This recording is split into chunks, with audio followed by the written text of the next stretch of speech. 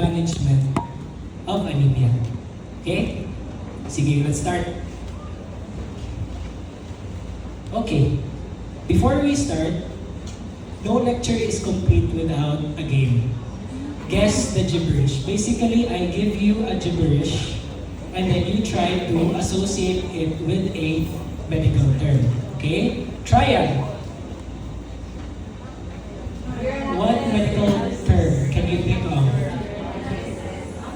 Urinalysis. Okay, very good. If you can answer, perfect na mo sa post-quiz, you can leave the room. Perfect na mo.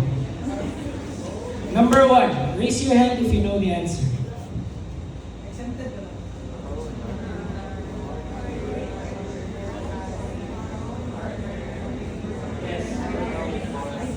Coronary artery disease.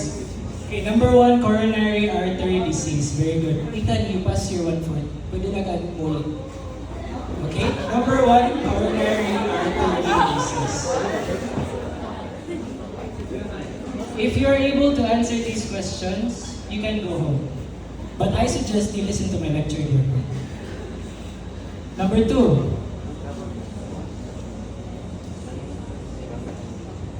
Di ba? Sagit na lang. Diabetes. Di. Yes. Japanese encephalitis. Very good. Pass me your 1/4 now. Okay, dua mata dilit na. Sige, we will play until 3 o'clock. Number 3.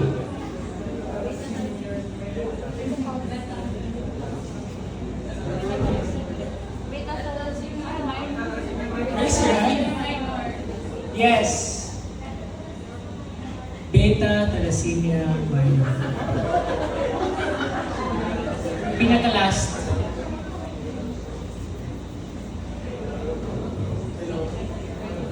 Yes. Ha? No. No. No. Wait. 3 to 1. Wala. Ha? Dili lagi may ganang plastic.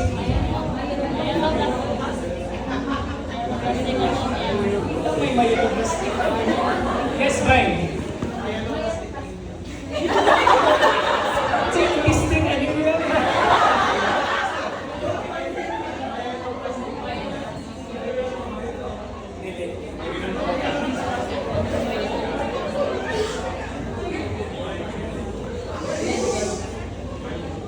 Yes, bye.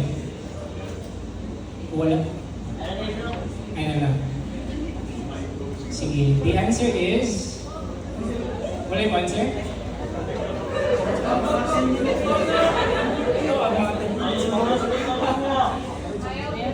Very good.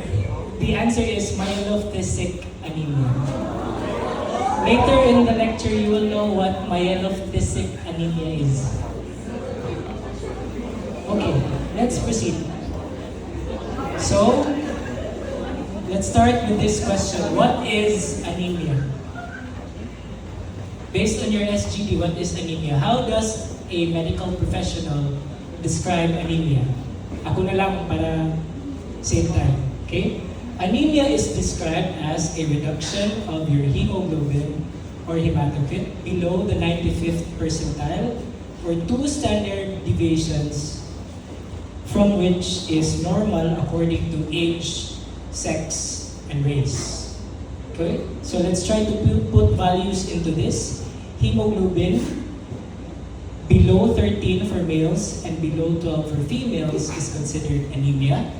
And hematocrit levels below 41 and below 36 is considered anemia. So what laboratory test do we order in order to see these values? Very good. It's in your CBC. So this is what a CBC looks like. You have the white blood cell count at the top, the platelets at the bottom. Let's remove these for now because it is out of our scope. What we are concerned of today will be everything regarding the red blood cells. Okay, sila may anemia. Okay? First will be your red blood cell count. Your RBC count tells us the concentration of RBC in the whole blood. Meaning, what does 5 million per UL tell us? It tells us 5 million per UL. So at any given time, when you extract blood from me, when you extract 1 ml of blood from me, place it into a slide and look at the microscope, you will be able to count 5 billion red blood cells in my 1 ml of blood.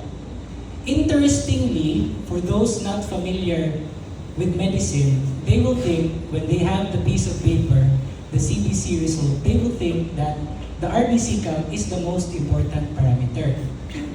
When in fact, even medtechs know this parameter is often ignored when they look at the CBC. Why man? Because in the field of hematology, we are not concerned with how many billion red blood cells we have in our blood, how many we have in 1 ml. What we are concerned with is its ability to perform its function. Okay, so it's not the quantity, but the quality. Because in your RBCs, it is very volatile, case-to-case basis, di ba? Bigger red blood cells contain more oxygen, meaning they can deliver oxygen better. Morphologically normal RBCs deliver oxygen better. More mature RBCs can deliver oxygen better compared to immature. So again, it is the quality of your red blood cells and not the quantity. Which is why we have the second parameter. Arguably the most important thing in your CBC. Hemoglobin is the primary protein responsible for carrying oxygen. Okay, these are the reference ranges. All my reference ranges today are based in Henry's, in case you're wondering. Okay, for male, it's 13.5 to 18. For females, it's 12 to 16. Question: why do males have higher reference ranges? There are two main reasons. Can anyone tell me the reasons?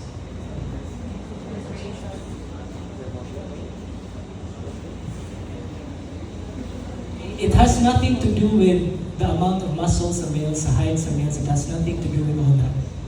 First reason is your hormones. Okay? In erythropoiesis, there are 3 hormones primarily involved. Top 1 is of course your erythropoietin. Number 2, T3, your thyroid hormones. Top 3 is your testosterone, which males has a surplus of.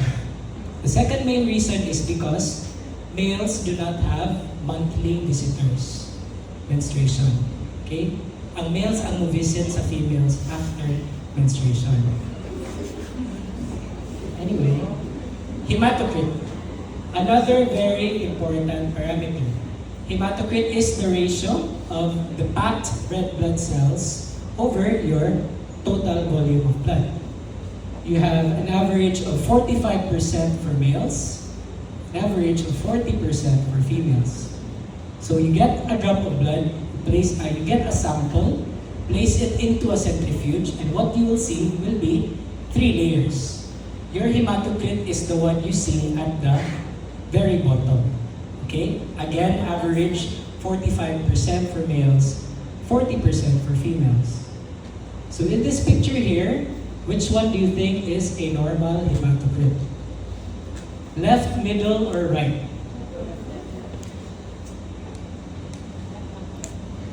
Left menu, okay? That is what a normal hematocrit looks like. What about the middle picture? When you see a blood sample like that, what will you think of? Medtechs. Kamo akong first tawagon. When you see a blood sample like that, what will you think of?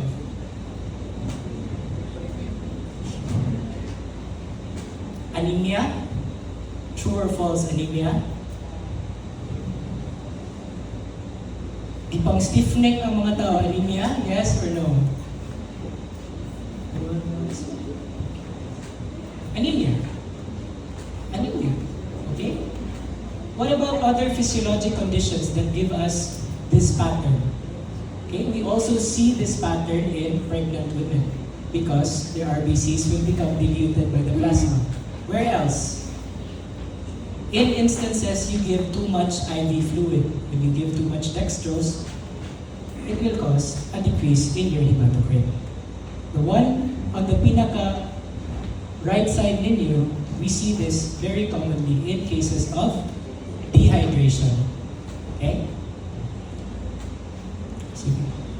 Next is your RBC indices, starting with MCV. So MCV tells you the amount of fluid present in a single red blood cell. Please familiarize yourselves with the formula because in our quiz maybe we will be solving. Okay? You solve it like that. Hematocrit 45 divided by 5 times 10, you get 90 femtoliters. Okay? So importance of MCV whenever you look at the CBC, from now until forever, when you encounter MCV, always think of cell size. Okay? If you fall within the normal limits, 80 to 96, it tells you that your cell sizes are normal or normocytic. Normocytic cells have an average size of 6 to 8 micron. When you exceed 96 femtoliters, we call it macrocytic. The opposite is true if below 80, we call it microcytic. Again, MCV, cell size. Next parameter, MCH. I asked a lot of people this and ang ilang itubag na ako usually is, Doc, dili important ang MCH, kaya na may MCHC. True or false? False. Okay? MCH is important because it tells you the amount of hemoglobin within a single RBC. We solve it like that, you have 15 divided by 5 times 10, you get 30. Okay? If MCV is equal to size, MCH is equal to color. Okay? So the amount of hemoglobin. So when you look at the microscope, how can you appreciate hemoglobin? We base it on the central pallor or the central pale area. For patients with normal MCH, their cells will look like this. Okay? The central pallor, as you can see in the picture, should only occupy 33% or 1/3 of your RBCs. If your central pallor exceeds 1/3, we call them hypochromic cells with MCH less than 27. For these types of cells, we call them hyperchromic. And as you can see in the picture, wala na sila yung central pallor, meaning they are full of hemoglobin. MCHC is more or less similar, but what we use as the denominator is your hematocrit. Okay, so it's the amount of hemoglobin within a given volume.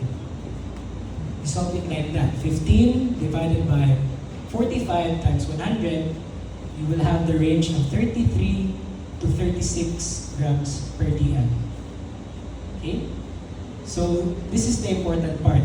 MCH versus MCHC.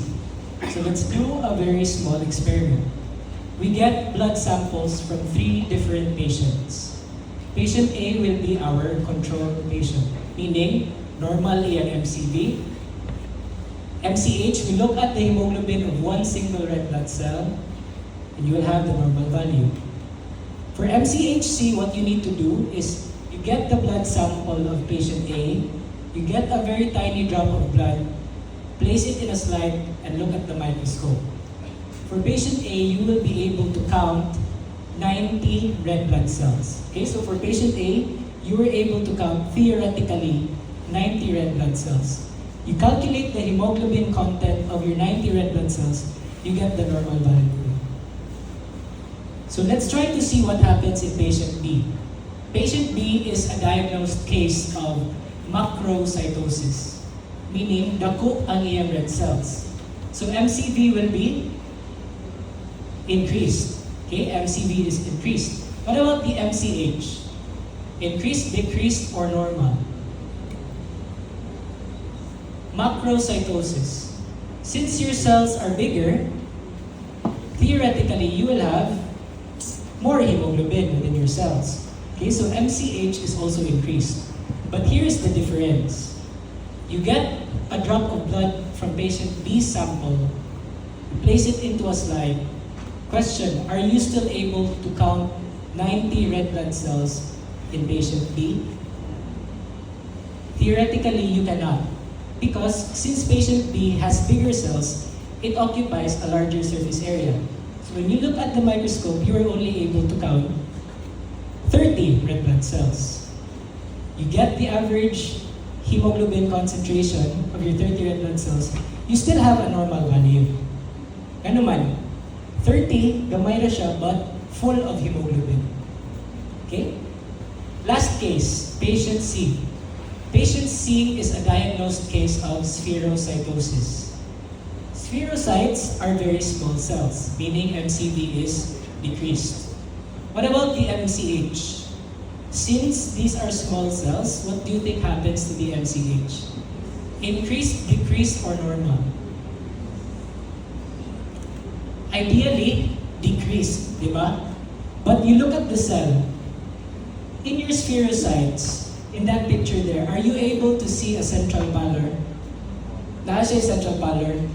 Wala. So di ba? Even if those cells are very small, they are still full of hemoglobin. Which is why for spherocytosis, MCH will be normal. What do you think happens when you get a drop of blood and place it under the microscope? How many red blood cells do you think you can count? You can count a lot. Okay? So for MCHC of your spherocytosis, you will have an elevated value. So next time when you are asked in the hospital, when you become clerks in the future, what is the difference of MCH and MCHC? You can answer, it can help in diagnosing diseases. MCHC specifically for spherocytosis, MCH for macrocytosis. Okay. Next is red cell distribution width. Basically, this parameter tells us the degree of variation among your red cells. Normally, you have an 11 to 15% variation. If your value falls within 11 to 15, it will tell you that more or less the distribution of cells in your systemic circulation are similar size. When your value reaches 20, 25, 30%, you will see those things in your peripheral blood smear. This is what you call anisocytosis. Okay? A high variation of your cell size, ranging from very small red cells to very big red cells. Okay? An meaning dili, isocytosis meaning equal. Dili equal cell sizes. Sige. So here is a sample CBC result. Can you tell me what type of anemia SS has? Can you try to describe the type of anemia? Raise your hand if you want to answer. Pwede na mumuli if maka-answer mo. Sige, what type of anemia do I have? Macrocytic hyperchromic. What else? Macrocytic hyperchromic anemia, correct? What else do I have?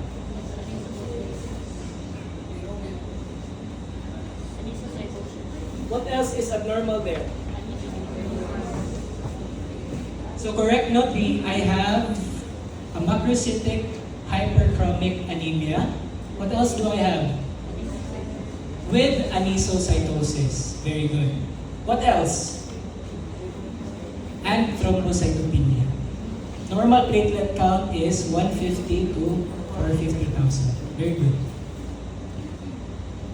After CBC, another very important parameter is your reticulocytes. So reticulocytes, by definition, kani. Okay?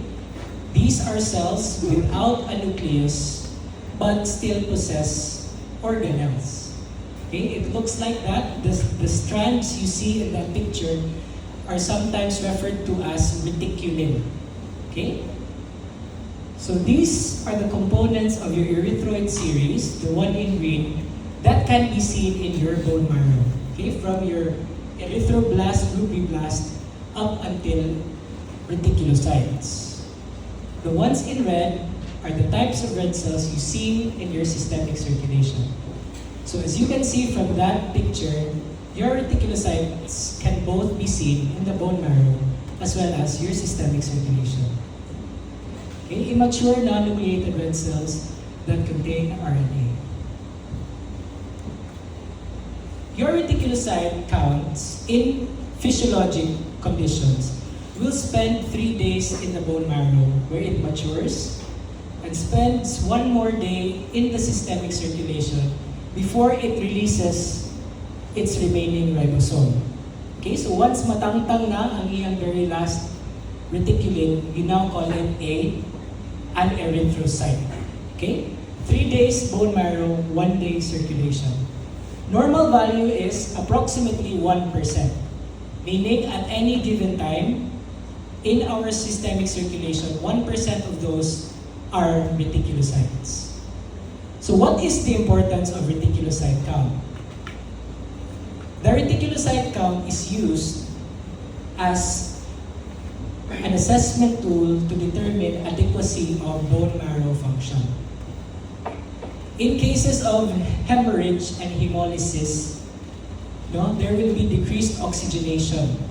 When there's decreased oxygenation, it will trigger your EPO, and your EPO will trigger the bone marrow to produce more red cells and release reticulocyte counts.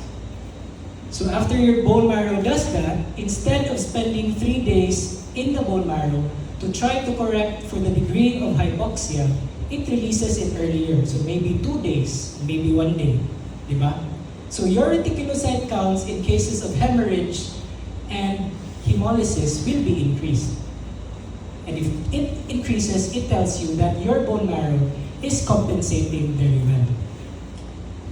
So we have used this for the past few years, but then we realized that your reticulocyte count is somewhat erroneous. So they came up with a better version of reticulocyte count called your RPI. Please memorize the formula. Okay? Reticulocyte count times the hematocrit of the patient divided by the average hematocrit. And then you divide everything by the maturation correction. Okay? The most important thing here is the one encircled red. You have an RPI of greater than 2 or less than 2. Some books will mention 2.5. Okay? For this lecture, let's just use 2.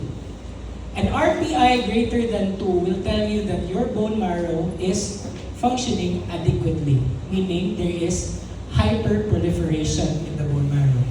Values less than 2 will tell you hypoproliferation. Okay? So let's try to solve. A patient has a hematocrit of 24% and a reticulocyte count of 9%. Calculate for the RPI.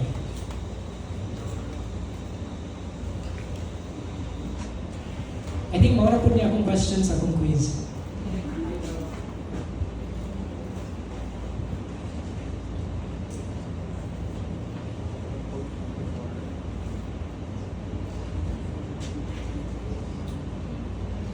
Mga mental mathematicians, hindi yung mga tao dito.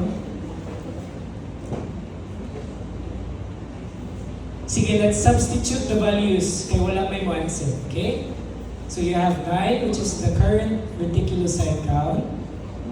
Then you have 24, which is the hematocrit of the patient, over the average hematocrit, which is 45. Then you divide everything by 2, you will get 2.4. If the value is greater than 2, it tells you that the bone marrow is functioning adequately. So now let's go back to anemia. Anemia generally can be divided into two, your relative and your absolute anemia. When you say relative anemia, this is primarily due to dilutional effects, meaning nanglabaw ang plasma over your packed cell volume. Okay, so very common examples of relative anemia include pregnancy, athletes, and astronauts.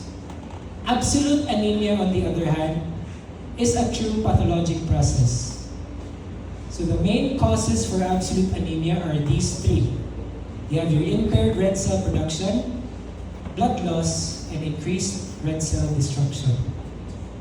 So after knowing this basic table, as you go along in your journey as medical students, you will need to memorize this very long table. Joke lang, no need to memorize, only the small table. This table is for hematologists already. Scope and limitations. So, clinical manifestations. What are the general clinical manifestations for anemia?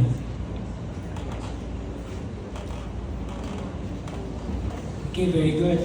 Katon yung mga gipangyaw-yaw, correcto. But generally, most patients that are anemic will not show any signs and symptoms. Okay, there will be no signs and symptoms primarily because all of us have compensatory mechanisms. To try to counteract the anemia, we will adjust our cardiac output. Meaning, we will tell our heart to beat faster, tell its contractions to get stronger. After adjusting the cardiac output, we also adjust our respiratory rate. Okay, we tell our lungs to breathe faster. Also, there will be shifting in your hemoglobin dissociation curve. After all those mechanisms are exhausted, only then will we start manifesting with the signs and symptoms. Most common symptom will be fatigue. Okay, fatigue, kapoy, balimalay, followed by all those things. For signs, you will have tachycardia and tachypnea, which are signs of your compensatory mechanism. What is the most common sign of anemia? Very good. The most common sign is pallor, usually evident at hemoglobin levels 7 to 8 grams per dl. After that, depending on the type of anemia, you will have specific symptoms. For example, your iron deficiency anemia will manifest with pica, koilonychia. Your cobalamin deficiency will manifest with neurologic symptoms, tingling, numbness, difficulty walking, so on and so forth. So it's your job to analyze those types of anemia in the future. Okay, so now for the diagnostic approach. For all your patients you suspect with anemia, you order these two tests, CBC and reticulocyte. What you will look for in the CBC will be the MCV. Okay? If your MCV is normal, what will you do next? If your MCV is normal, you get the RPI. You calculate for the RPI. For patients with increased RPI, you only think of two conditions, hemorrhage and hemolysis. Okay? For patient with increased RPI, hemorrhage and hemolysis. Hemorrhage will be manifested by acute blood loss. So how do we diagnose patients with hemorrhage? What do we do? How do we diagnose patients with hemorrhage?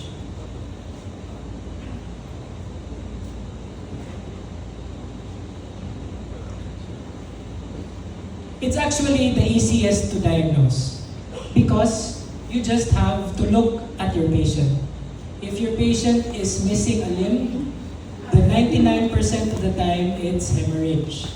If you see the murder weapon attached to the patient bodies, 99% of the time it's hemorrhage. Okay? So, please take note that it's not just about diagnostic tests. We need to highlight the importance of history and physical exam. It's not just diagnostic tests, we use all our five senses. You also need to know what to ask. No?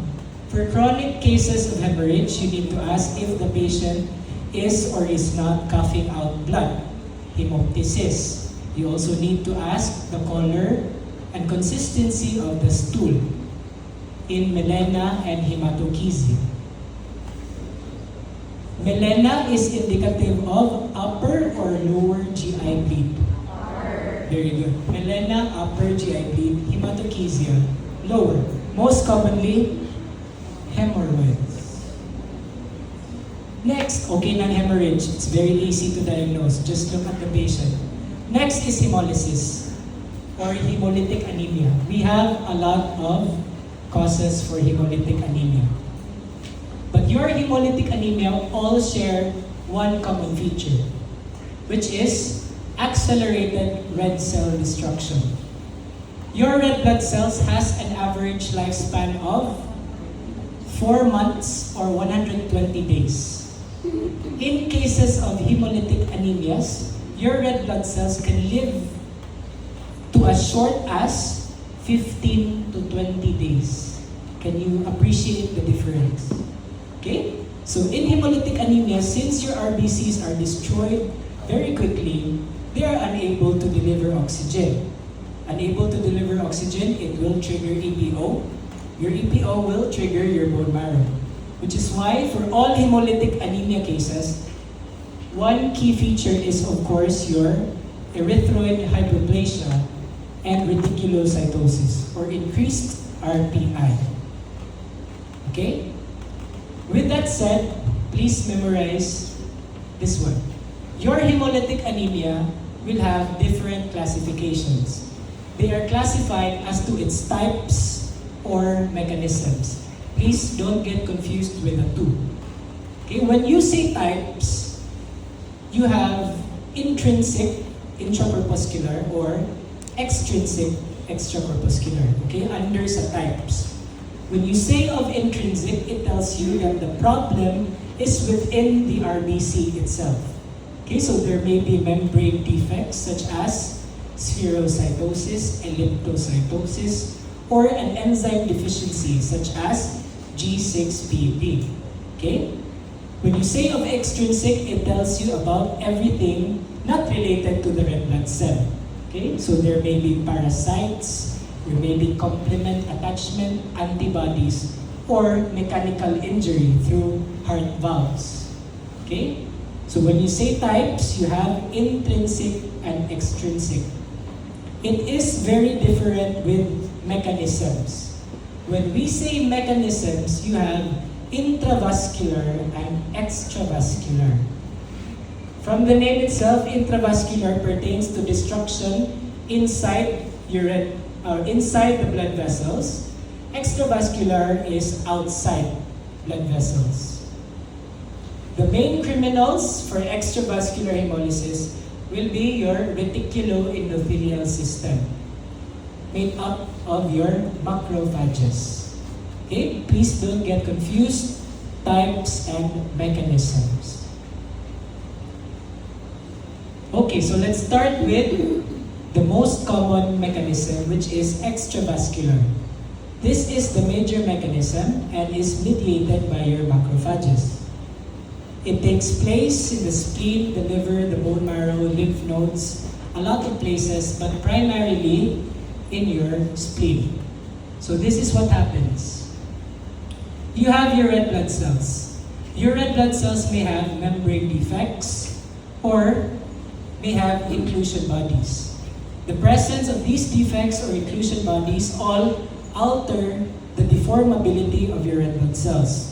So when your deformability is altered, your red blood cells will have a hard time squeezing through the very tight spaces of your spleen. Another thing that can happen is your antibodies. Your antibodies are opsonins, meaning they make your red blood cells more appetizing to your macrophages. So once your red blood cells become stuck in the spleen, animation, they get eaten by your macrophages. Okay? Your macrophages digest your red blood cells, liberating hemoglobin. Hemoglobin will further be broken down into heme and globin. Globin will turn into amino acids and will be recycled. What will happen to your heme? Your heme will be further broken down into iron and protoporphyrin. Iron will be stored within your macrophages in the form of ferritin. What will happen to your protoporphyrin?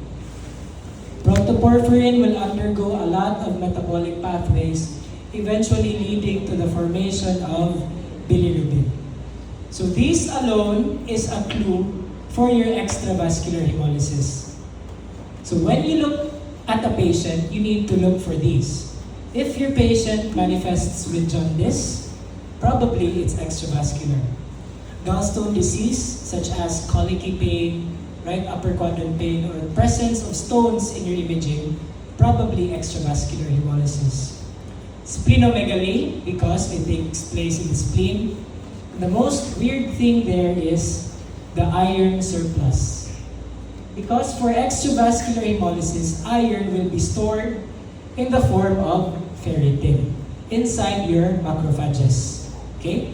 Let's try to compare it with intravascular hemolysis. Intravascular hemolysis only occurs in a minority of cases.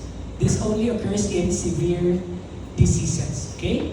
So you have your red blood cell here, and it takes place in your blood vessels. There may be the presence of parasites, such as, okay, there are two very common parasites, your malaria and your babesia. Okay? Pwede parasites, pwede enzyme deficiencies, or you have something called macroangiopathic anemia. Macro meaning dako, angio meaning blood vessel, pathic meaning patay. Macroangiopathic anemia happens when your red blood cell squeezes through very tight valves. For example, your prosthetic heart valves or calcified heart valves in atherosclerotic patients. Okay? When your red blood cells passes through these valves, it gets fragmented, it gets destroyed. Another thing here is your thrombi. So sa thrombi, you call them microangiopathic anemia. Examples of this would include DIC, hemolytic uremic syndrome, and your basanaghan. Okay, essentially, when your red blood cells passes through these compartments, they get fragmented. Fragmented cells are otherwise known as schistocytes. Okay, these cells are very unstable already. Eventually, they will break down, liberating hemoglobin. What you need to know is hemoglobin is very toxic to your blood vessels. It can destroy your blood vessels. So, you need something for it to bind to. You have a protein called haptoglobin in your blood vessels. Haptoglobin is a plasma protein produced by your liver. And one thing unique about your haptoglobin is that it is otherwise known as your suicidal cells. Because the main function of your haptoglobin is to bind with hemoglobin para dili na siya magkapatay sa blood vessels. It binds to your hemoglobin, forming a complex, and then it calls on your macrophages. Your macrophages then destroy both hemoglobin and haptoglobin. If hemolysis continues, mahurot inyong haptoglobin.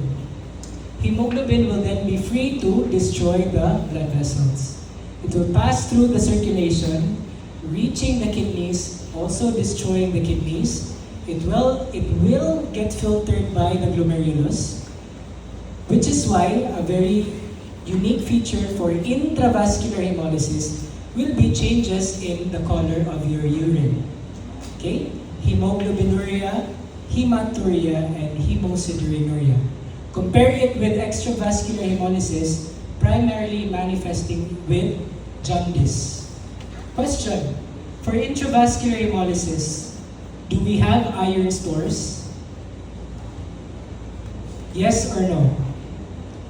wala kay iron stores because hemoglobin will exit through the urine. Okay. So diagnostics for hemolytic anemia. Number one, the most important, is an increased RBI. Next is an increase in your lactate dehydrogenase, present in all your red cells as well as other cells. Next is haptoglobin decrease. Intra, extra. Intravascular, primarily, okay? Next is bilirubin levels, extravascular, and your iron levels, okay? Increased iron levels in extravascular, decreased in intravascular. When memorizing this, you need to take note that there will be a lot of overlap, no? It is not a strict criteria, so please take it with a grain of salt. And of course, the peripheral blood smear. You will have a separate session for abnormal RBC morphology in your lab sessions. Very important board exam questions, please memorize. You have your direct Coombs test used to diagnose autoimmune hemolytic anemia, and you also have your osmotic fragility test specifically for hereditary spherocytosis. Okay, so table na siya. Familiarize yourselves with the table. I don't require you to memorize everything. Just try to appreciate the pathophysiology of intravascular and extravascular hemolysis. Next is RPI less than 2. Any questions for RPI greater than 2? Okay, so for RPI greater than 2, think of two main things, hemorrhage and hemolysis. Okay? Next is RPI less than 2. There are two main reasons. One is marrow damage. Second one is decreased stimulation. Under marrow damage, you have aplasia and infiltration. So in aplasia, it basically means that your own lymphocytes, your own T cells are targeting your progenitor cells. When your progenitor cells die, eventually you will have anemia. Next is infiltration. When your bone marrow gets infiltrated by non-functional cells. This is what you call myelophthisic anemia. Okay? These are instances when your bone marrow will be occupied by fibrous tissue, cancer tissue, or even storage diseases. Okay? So very easy. For marrow damage, you need to find the underlying cause. Next is decreased stimulation. Under decreased stimulation, you have an anemia called anemia of chronic disease or anemia of chronic inflammation. Anemia of chronic disease is the most common type of anemia among hospitalized individuals. The main reason for the anemia in chronic inflammation is because of two things. One is decreased EPO. Second is increased hepcidin. Okay, again, for decreased stimulation, the main reason is decreased EPO and increased hepcidin. You need to keep in mind in chronic inflammatory states such as chronic infections, malignancies, autoimmune diseases, your body is in a constant state of producing inflammatory cytokines. Okay?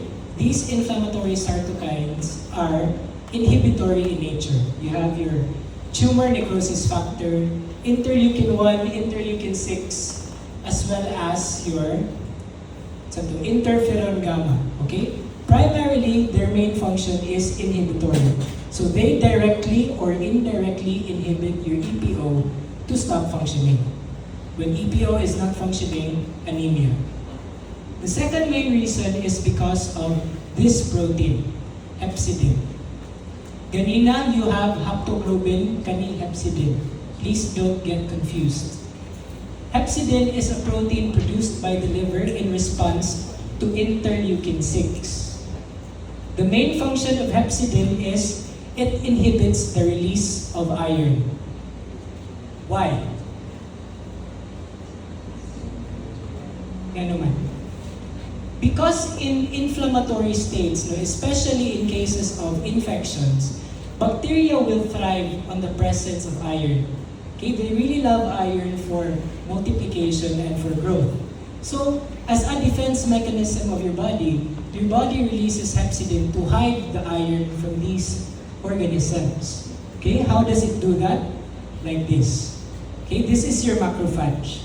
The main source of iron inside the cells are your macrophages and enterocytes. Iron can only leave these cells in the presence of ferroportin. Okay, ferroportin is the portal for ferrous, ferroportin. Hepcidin binds with your ferroportin. It triggers a lot of enzymatic reaction, causing the degradation of ferroportin. So once your portal is already destroyed, iron cannot leave your macrophages and enterocytes. So eventually, when the lifespan of these cells are met, the iron inside these cells will die with the cells. Okay? Hepcidin, very important in chronic inflammation. So these are the laboratory findings of anemia of chronic inflammation. RPI will be decreased.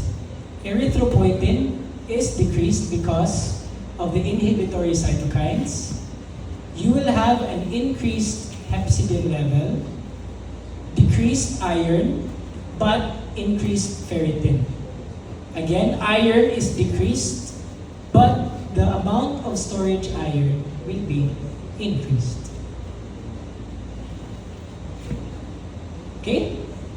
So balik, RPI less than 2, you have marrow damage stimulation. Further workup you can do is to find the underlying cause. Okay? Please take note the importance of hepcidin. 5-minute break. Kaya gipangduka ang mga tao.